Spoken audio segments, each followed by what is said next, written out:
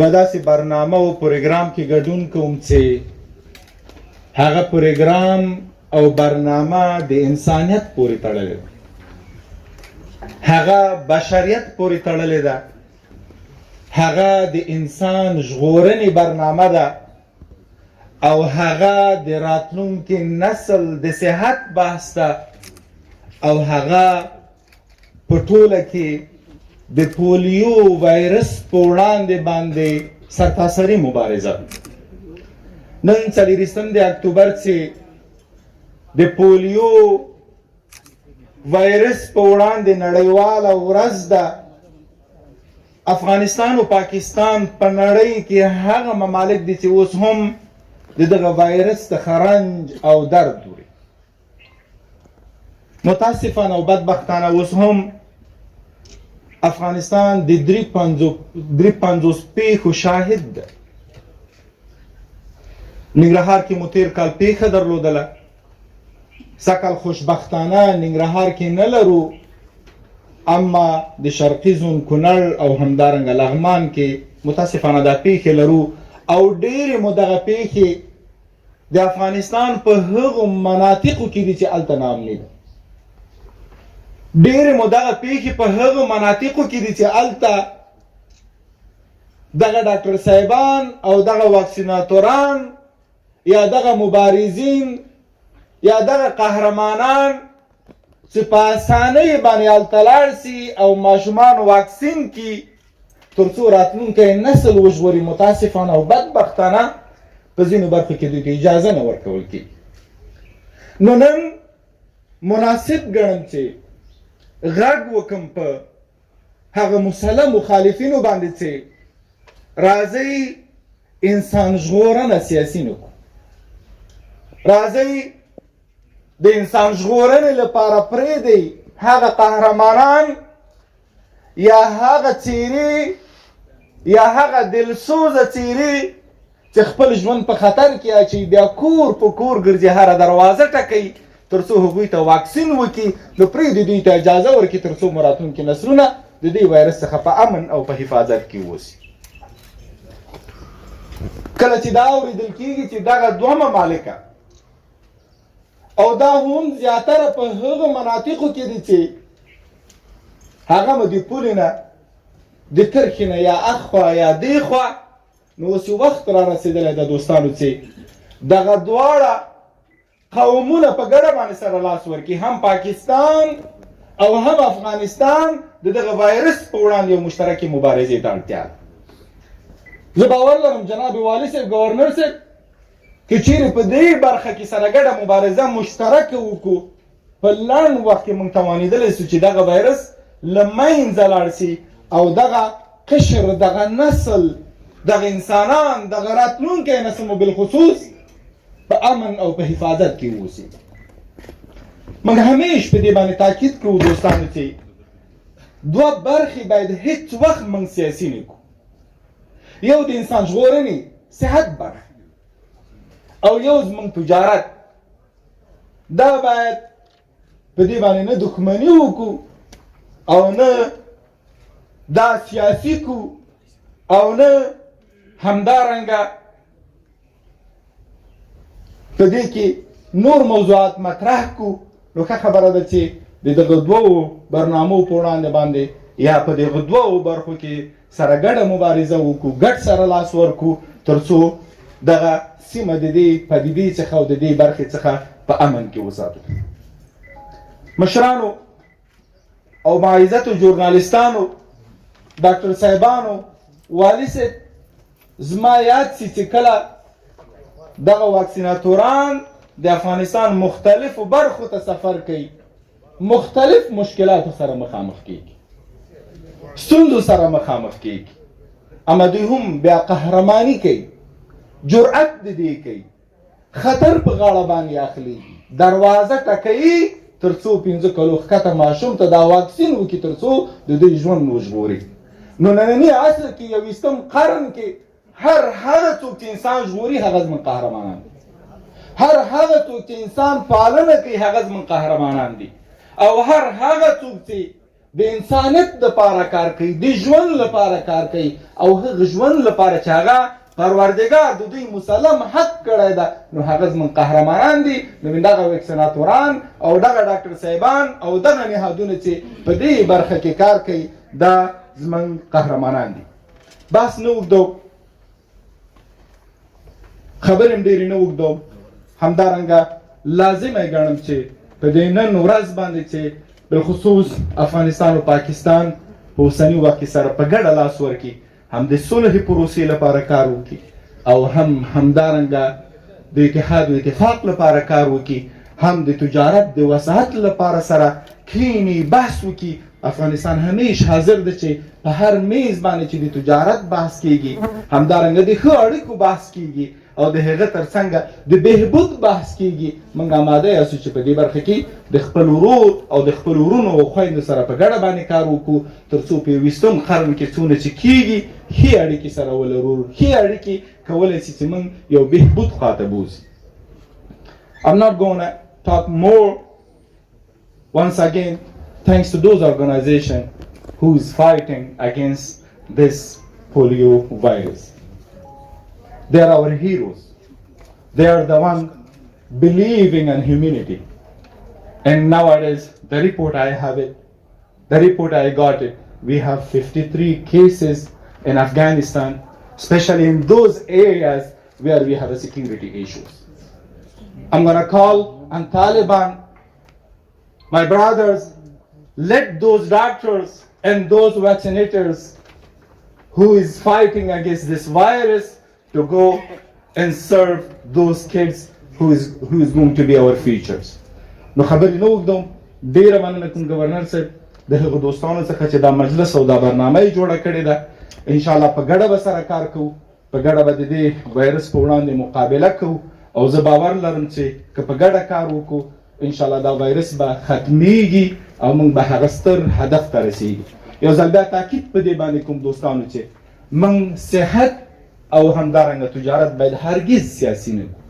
دا د قومونو ولسونو اړتیا ده، یو ضرورت ده، او په دې برخه کې افغانستان حاضر ده چې خپل ورور او همدارنګه او هغه مملکت ته چې هغه همسایه ده او کافي مشترکات سره لري په ګډه سره لاس ورکړو او دغه حالت څخه وباسو. همدارنګه د سولې خبرې په افغانستان کې پیل شوي دي.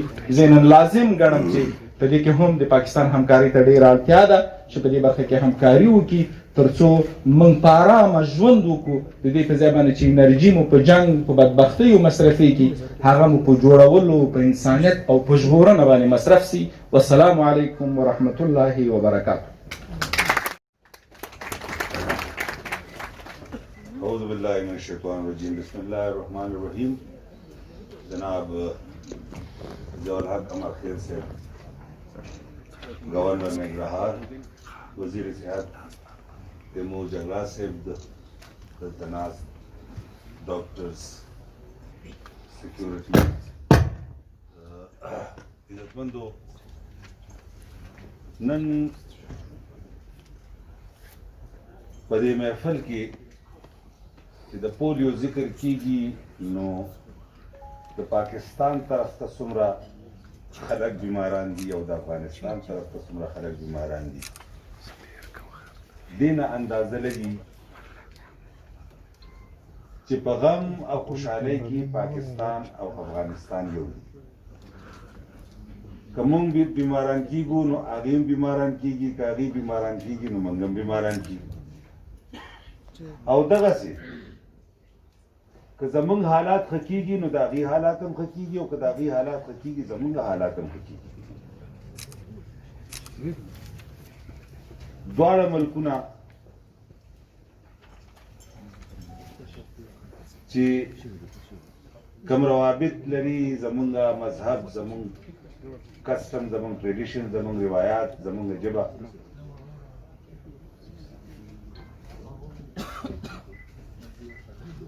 دا زه ډېر معذرت سره وایم چې دا کوم حالات دي. دا بالکل گورنر صاحب صحیح خبره وکړه چې څه خبرې د سیاست نه بهر کول پکار دي، خو بعضې خبرې داسې دي چې که هغه د سیاست نه متاثره کېږي نو بیا هم د هغې ذکر پکار دی. 40 کاله راسي چې دلته څه روان دي، دا ټول هر څه د هغې اثرات دي. زمونږ د نالو اوبه، زمونږ د کویانو اوبه، دا به د منرل واټر نه صفا دي. دلته چې دا کوم ځای مونږ ولاړ یو، دلته مثالي امن و، دلته هغه مضبوط روایات و، خو هغه ټول هر څه هم د داسې خبرو نه متاثره شو چې هغه زمونږ په کنټرول کې نه وي، پاتې نه شو. چونکې انټرنیشنل میډیا موجود ده، نو I would like to express myself heavily to communicate my message that Pakistan is the worst effective as long as the instability in Afghanistan.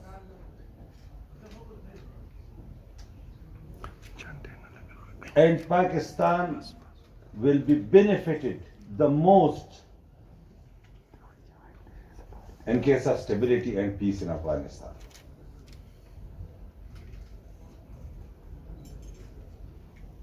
So Pakistan is the one who is desperately trying not only to improve relations but to help build peace in Afghanistan. The Prime Minister showed this resolve. It's a different opinions. I'm not going to be political, but it's a kind of interrelated, because you know the environment, the economy, the land order and the peace, they are interrelated. And we are trying our level best to improve all these 4 areas with Afghanistan, because we will be benefited the most after Afghanistan if we improve these areas. I appreciate those people who are participating in this struggle to eradicate this polio. I mean, it's a deadly disease, and unfortunately it's existing only in this part of the world. The governor said shukriya da koum, agar چې ډېره لږه فاصله ده، خو دا زموږ نن مېلمه دی، نو زه خپل مېلمه ته هم هرکلی ویم. امید لرم چې هغه ټول فیکټرز به مونږه ختمو مشترکه طور چې کوم موجود دا نن دا حالات دي. انشاءالله مونږ به په دې خپل کوشش کې ډېر زر کامیاب شو. زه ستاسو ټولو شکریه ادا کوم، گورنر صاحب هم شکریه ادا کوم، او گورنر صاحب لږ دا خپلې خبرې په خپله جاري ساتل پکار دي، ځکه چې د دواړو قومونو د کرښې نه د هغه سایډ خلک او د دې سایډ خلکو د دواړو مونږ طرف ته نظرونه دي. ستاسو ډېره مهرباني، ډېره شکریه.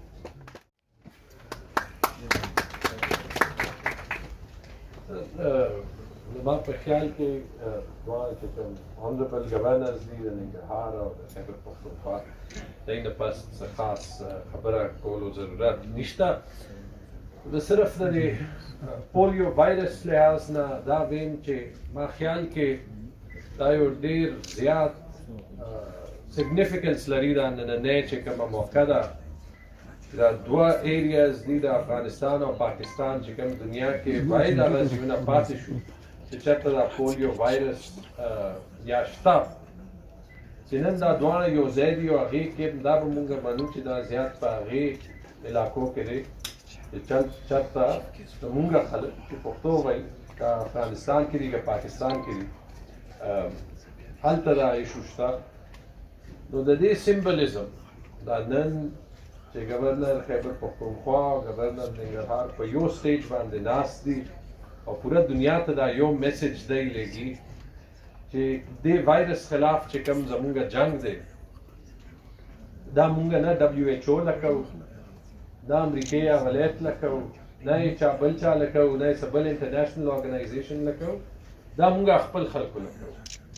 اور چې څنګه ضیاءالحق صاحب او چې څنګه گورنر خیبرپختونخوا شاه فرمان صاحب وویل په دې کې هم او چې کوم دی نه غټ زمونږ مقصد دی چې د ایریا کې مونږ امن او خوشحالۍ راولو که مونږ داسې مشترکه ایفرټ کوو نو دې کې به مونږ ضرور کامیاب یو انشاءالله.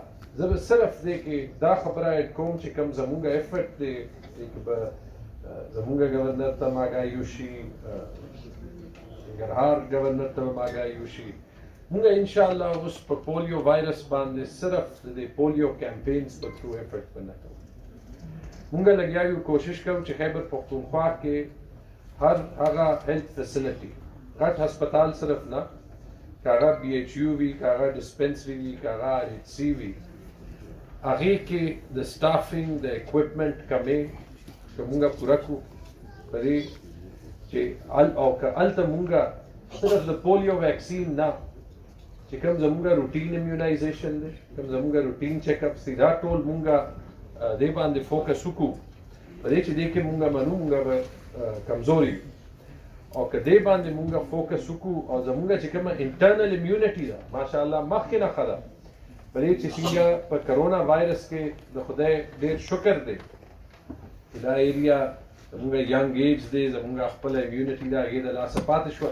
داسې که مونږ خپل پوره هیلث سسټم باندې صرف په غټ ښارونو کې نه په ټولو کې ریموټ ایریا کې هم کار وکړو نو انشاءالله صرف پولیو وایرس نه مونږ به دې خطې کې او دې کې دا به مونږ ریکګنایز کوو چې زمونږ د وړوکې بي ایچ یوز کې زمونږ هاسپټلز کې اوس هم بلا شی داسې خلک دي چې د هغوی تعلق افغانستان سره دی مونږ ورته د مفتو علاج ورکوو په دې چې دا مونږ ګڼو دا زمونږ ریسپانسبلټي ده. زمونږ دلته څونه میلمانه دي هغوی له دا فیسلټیز مونږ پرووایډ کوو.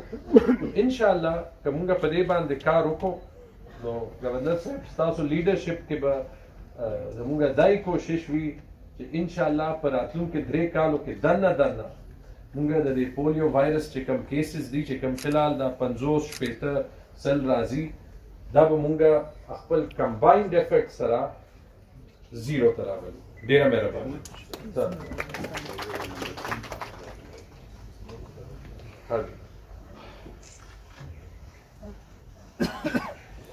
د دې علاوه نو دغه میسج به زه انټرنیشنل میډیا ته یو ځل بیا صرف په یو سنټنس کې ورکم هغه دا چې I think it is a moment of great significance that the only 2 countries in the world where polio virus is still endemic, that the governors of Khaibar-Pakhtunkhwa and Nungarhar are standing before you to send one message to the world.